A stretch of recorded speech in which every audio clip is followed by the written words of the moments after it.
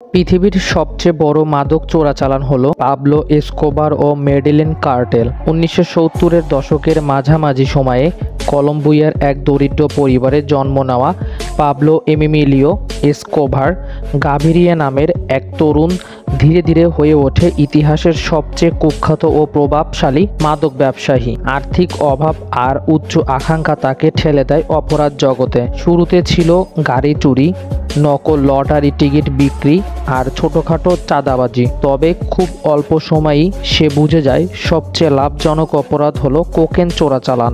সেপ্টেম্বরের 1976 সালে Pablo Escobar একটি বিশাল কোকেন চক্র গঠন করেন, যার নাম দেওয়া হয় মেডেলিন কার্টেল। এই চক্রটির অধীনে কোকেন উৎপাদন, রিফাইনিং, পাচার এবং বিতরণ সবাই সংগঠিতভাবে চলত।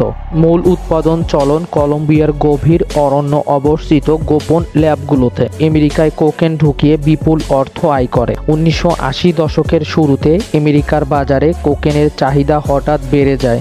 এই সুযোগ কাজে লাগিয়ে এসকোবারের কার্টেল প্রতিদিন গড়ে 15 টন কোকেন যুক্তরাষ্ট্রে পাঠানো হতো। বিমান, সাবমেরিন, ট্রাক, এমনকি মৃতদেহের মধ্যেও কোকেন লুকিয়ে পাচার করা হতো। এভাবে একসময় মার্কিন কোকেন বাজারে 80%-এর বেশি দখল করে ফেলে মেডেলিন কার্টেল। এসকোবার তখন প্রতি সপ্তাহে 40 থেকে 70 মিলিয়ন ডলার আয় করত। ফোর্বস ম্যাগাজিনের মতে 1989 সালের পাবলো এসকোবার ছিল বিশ্বের 7ম ধনী ব্যক্তি, যার সম্পদের পরিমাণ ছিল প্রায় 30 মিলিয়ন মার্কিন ডলার।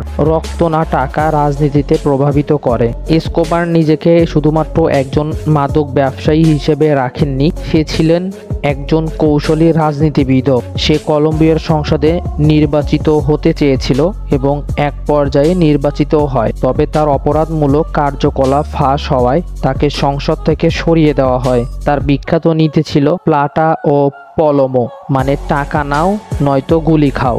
এই নীতির ভিত্তিতে যে বিচারক, পুলিশ, রাজনীতিবিদ এবং সাংবাদিকদের কিনে নিত বা খুন করত। ধারণা করা হয় তার নির্দেশে 3000-এর বেশি পুলিশ, বিচারক এবং সাধারণ মানুষকে হত্যা করা হয়েছিল।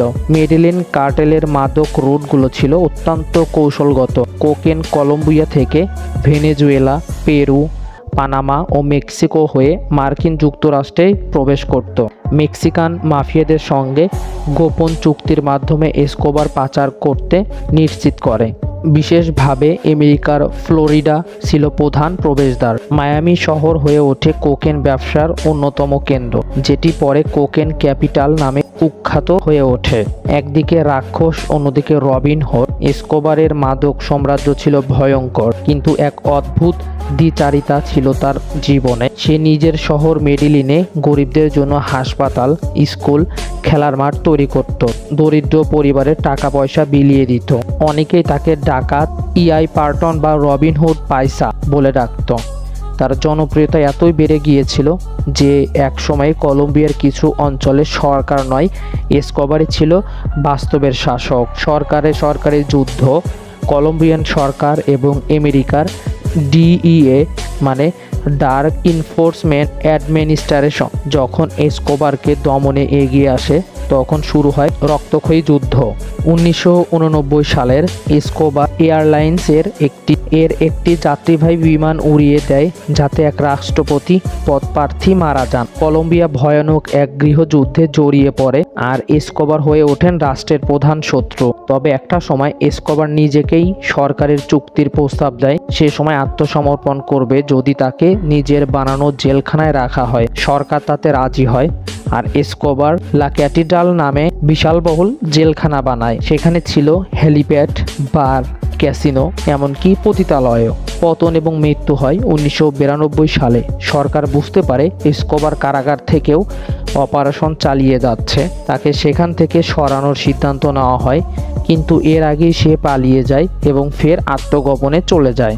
প্রায় 1.5 বছর ধরে তাকে খোঁজা হয়। অবশেষে 2 ডিসেম্বর 1993 সালে তার 44তম জন্মদিনের ঠিক একদিন পর কলম্বিয়ার একটি বাড়িতে লুকিয়ে থাকা অবস্থায় জাতীয় পুলিশ বাহিনী তাকে গুলি করে হত্যা করে। এসকোবারের মৃত্যুর পরে, এসকোবার মারা যাওয়ার পর মেডেলিন কার্টেল ধীরে ধীরে ভেঙে পড়ে। তবে মাদক ব্যবসা বন্ধ হয়নি, বরং তা ছড়িয়ে পড়ে আরও নানা কার্টেলের মাধ্যমে, বিশেষ করে মেক্সিকান কার্টেলগুলো যেমন Sinaloa cartel, Jalisco new generation প্রভৃতি। তবু আজও ইতিহাসের সবচেয়ে প্রভাবশালী ধনী এবং কুখ্যাত মাদক ব্যবসায়ী হিসেবে পাবলো এসকোবারের নামই প্রথমে আসে। পাবলো এসকোবারের কাহিনী শুধু মাদক ইতিহাসেরই নয়, এটি ছিল দারিদ্র্য থেকে ক্ষমতা, দুর্নীতি, রাজনীতি, লোভ, সহিংসতা ও জনপ্রিয়তার এক জটিল এবং ভয়ঙ্কর গল্প। সে একদিকে সমাজের শত্রু ছিল, আবার অনেক গরিবের কাছে নায়কও ছিল। এসকোবার প্রমাণ করেছে